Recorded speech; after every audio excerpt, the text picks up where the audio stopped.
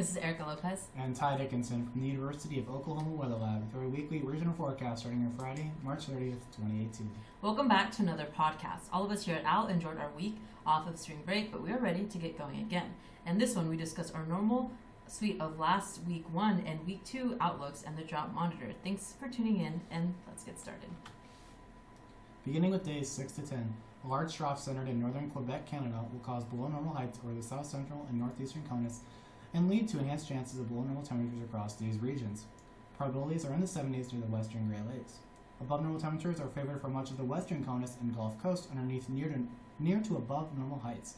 Probabilities are very high in the southwest with values upwards of 80%.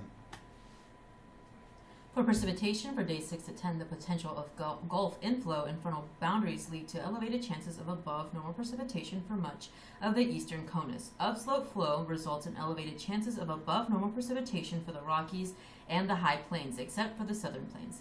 Above normal precipitation is also favored for the western CONUS due to the potential for enhanced Pacific flow, with probabilities reaching into the 60s.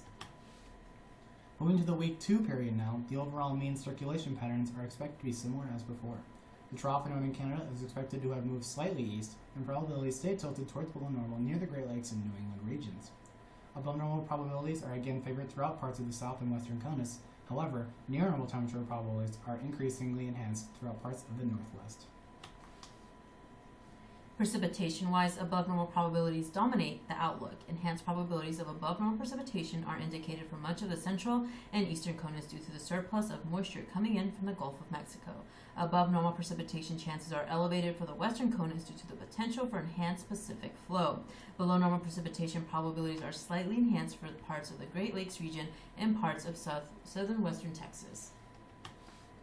Lastly, let's examine drought conditions throughout the southern U.S.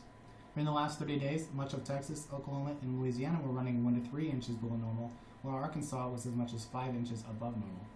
According to the USDA, 65% of wheat in Texas was in poor to very poor condition, while 72% of topsoil moisture across the state was short to very short.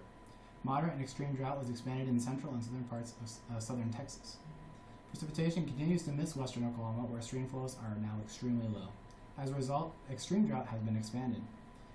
In parts of the extreme southeast, deficits in overall precipitation continue as seen by regions of moderate and severe drought. Fire potentials are elevated, especially in southern Florida. Current knowledge for the next few months continue to expect drought conditions to continue in these regions. Once again, this podcast has been brought to you by the University of Oklahoma Weather Lab, a top academic weather and research program in the United States and partner of the Southern Climate Impacts Planning Program. Watch for your forecast Fridays on the Oklahoma Weather Lab channel on YouTube.